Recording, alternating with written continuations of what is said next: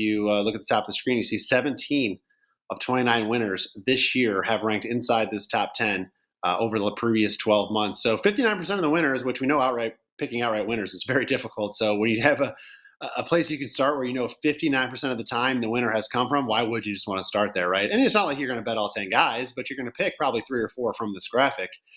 And you're going to start right there at the top of the list. It's no surprise. World number one, Scotty Scheffler, is the most consistent from, look at a 12-month span, and he's actually been playing a little bit better over the last 6 months and 3 months. It goes from about 2.5 strokes up to upwards of over 3 strokes gained per round.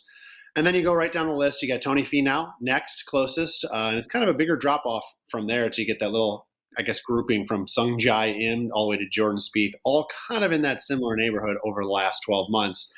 And then you like to look at, further from there. Okay, well, how do I decide from this group?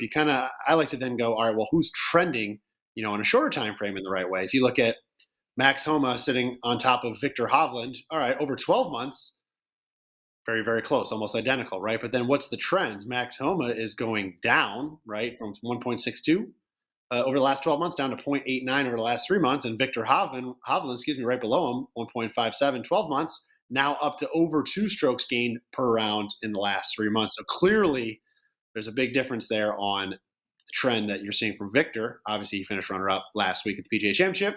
To Max Homa, who has been struggling. I think he's only got 1 top 20 finish in his last 5 starts. And the pricing on those guys outright, so you're talking about 16-1 for Hovland and 22-1 for Homa. So not too much different there. It makes sense, maybe if you're looking at that reason, to circle in on Hovland. So the top 10 is where I like to start. I always throw in a couple of notables.